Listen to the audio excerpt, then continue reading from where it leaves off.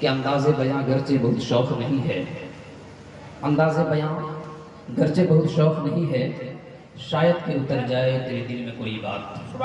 بس اسی امید کی طرح میں آپ کے سماعت کی تحلیل پر پہنچنے کی کوشش کروں گا۔ شاید فرماتے ہیں نیزے کی بلندی سے جو سر بول رہا ہے، بیدار ہیں؟ شاید یہی شعر ابھی افضل اداکار پڑھتے تھے تو ہاتھ کے ساتھ ساتھ کچھ جیب بھی ڈھیلے ہو جاتے، مگر مرضی آپ کی، آپ صرف سماعت فرمائیں۔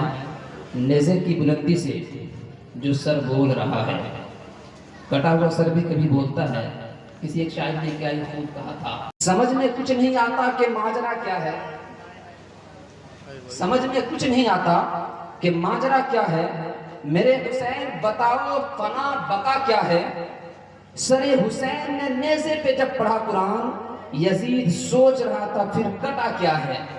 تو اسی سر کو تصور میں رکھیے اور اس شعر کو سماعت فرمائیے کہ نیزے کی بلندی سے جو سر بول رہا ہے، نیزے کی بلندی سے جو سر بول رہا ہے، یہ نسبت حیدر کا اثر بول رہا ہے۔ نیزے کی بلندی سے جو سر بول رہا ہے، یہ نسبت حیدر کا اثر بول رہا ہے۔ اور یہ دین کہ جس دین پہ نازا ہے زمانہ، یہ دین کہ جس دین پہ نازا ہے زمانہ، شبیر کے سجدے کا ثمر بول رہا ہے، شبیر کے سجدے کا ثمر بول رہا ہے۔ یہ دین کہ جس دین پہ نازا ہے زمانہ، شبیر کے سجدے کا ثمر بول رہا ہے۔ میں ابن علی عکس نبی فخر زمیں ہوں، میدان میں اکبر سا نڈر بول رہا ہے، میدان میں اکبر سا نڈر بول رہا ہے۔ نیزے کی بلندی سے جو سر بول رہا ہے، یہ نسبت حیدر کا اثر بول رہا ہے۔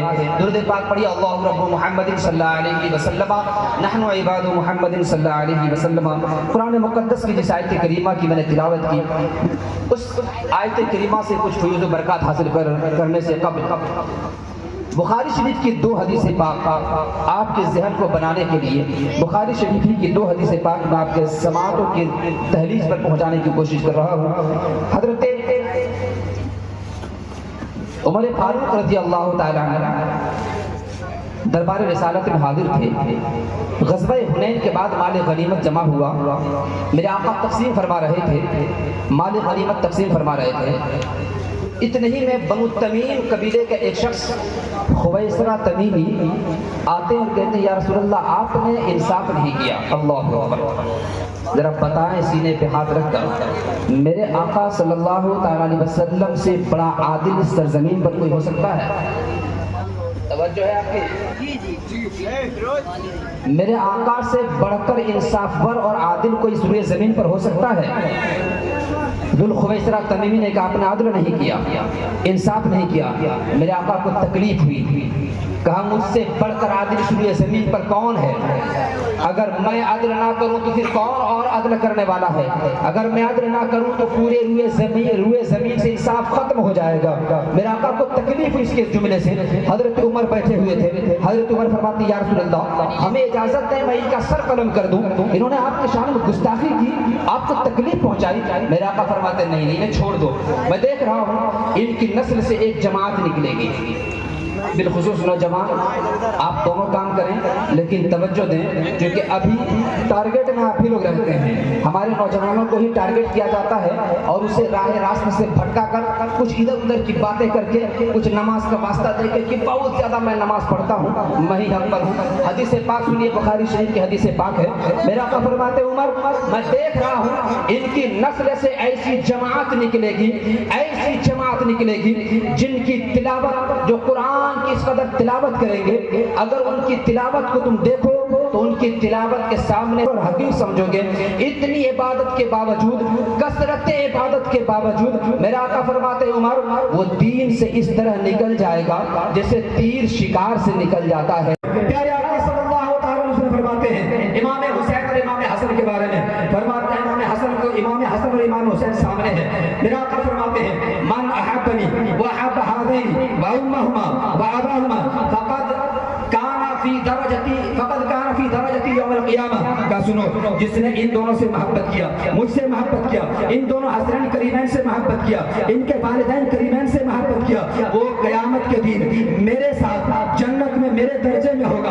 اللہ اکبر. میرے آقا بن کر منزل پر فائز ہوں گے. اور جو محبت حسین کے دعوے دار ہیں, جن کے دل میں امام حسین کی محبت ہے, جن کے دل میں حسین کریمین کی محبت ہے, پنجتن پاک کی محبت ہے, وہ اسی مقام پر خادم کی حیثیت سے میرے آقا کی خدمت گزاری کرتے ہوئے نظر آئیں گے. میرے آقا فرماتے ہیں جو ان دونوں سے محبت کرے, جو میرے آل سے محبت کرے, اور آل کون ہے؟ یہی تو حسین کریمین تو میرے آقا کے آل ہیں, انہی کی میرے آقا کی اولاد ہے. میرے آقا خود فرماتے ہیں حسین مجھ سے ہے, میں حسین سے ہوں. حسین میرا بیٹا ہے, حسین اور حسن میرے بیٹے ہیں, یہ دونوں میرے بیٹے ہیں. اللہ کے پیارے حبیب نے دونوں کو اپنا بیٹا قرار دیا.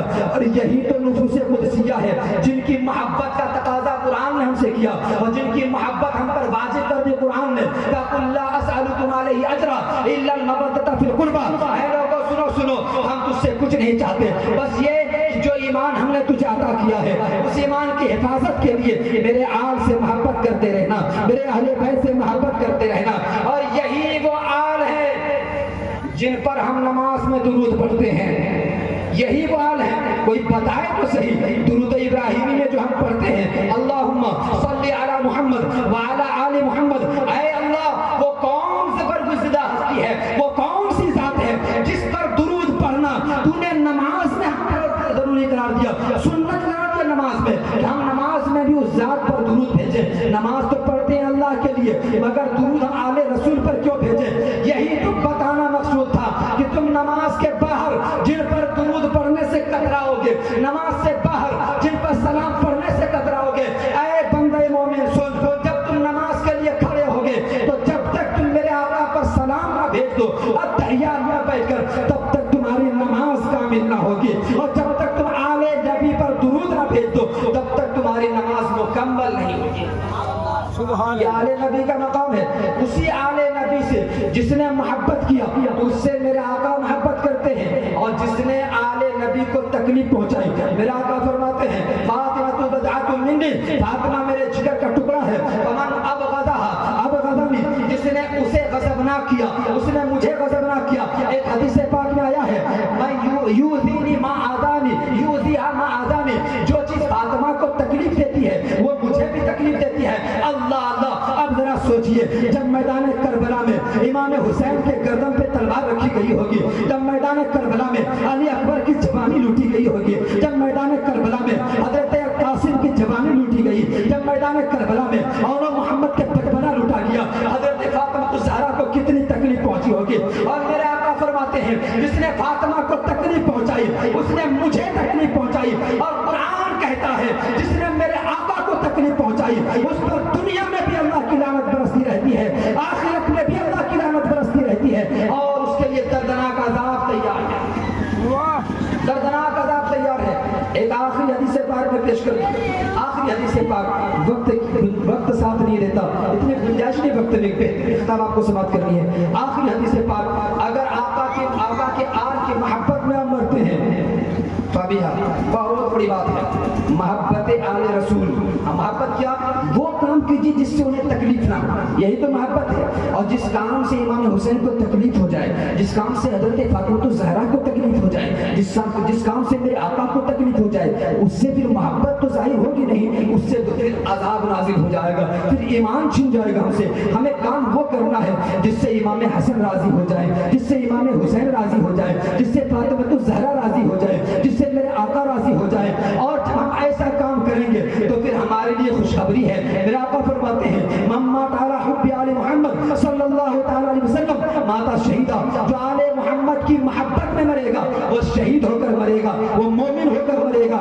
اور جو بغض آل نبی میں مرے, سنو میرے آقا صلی اللہ تعالی وسلم کیا فرماتے ہیں, آخری حدیث میرے آقا فرماتے ہیں لو ان رجلا سعید بین الرکن والمقام فصلى وصام ثم مات وهو مبغض لآل محمد صلی اللہ تعالی علیہ وسلم دخل النار. کا سن, دنیا کے کسی اور حصے میں نہیں, دنیا کے کسی اور گوشے میں نہیں, دنیا کے کسی اور جگہ میں نہیں, مکہ چلا جائے, اور وہ بھی مکے میں خانہ کعبہ کا جو سب سے افضل رکن ہے, رکن اسود, اور اسی کے بغل میں مقام ابراہیم ہے. میرا آقا فرماتے ہیں لو ان رجلا سعید بین الرکن والمقام, اگر کوئی شخص رکن اسود اور مقام ابراہیم کے درمیان چلا جائے, وہاں جا کر بیٹھ जाए, फसल्ला व सामा, फिर वहां जाकर नमाजें पढ़े, रोजे रखे, इधर उधर नहीं। इधर उधर की नमाज रायगा होने का तो खदशा है, मगर जो खानाए काबा में चला जाए, मक्का पहुंचकर हरम के अंदर, वो भी रुकने असफर और मकाम इब्राहिम के दरमियान जाकर बैठ जाए और वहां जाकर क्या करे, फसल्ला व सामा, नमाज पढ़े, रोजे रखे, उसके बाद फिर क्या हो, फरमाते हैं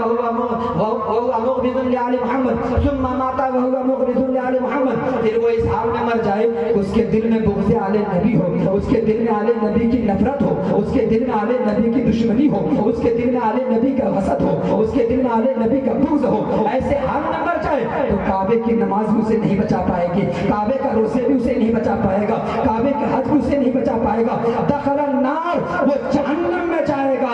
और जो आले नबी की मोहब्बत में मरे, उनकी कब्र को मलाइका रहमत के लिए रब मज़ार बना देता है, और जो आले नबी के बुग़्ज़ और दुश्मनी में मरता है, उसका ठिकाना जहन्नम है।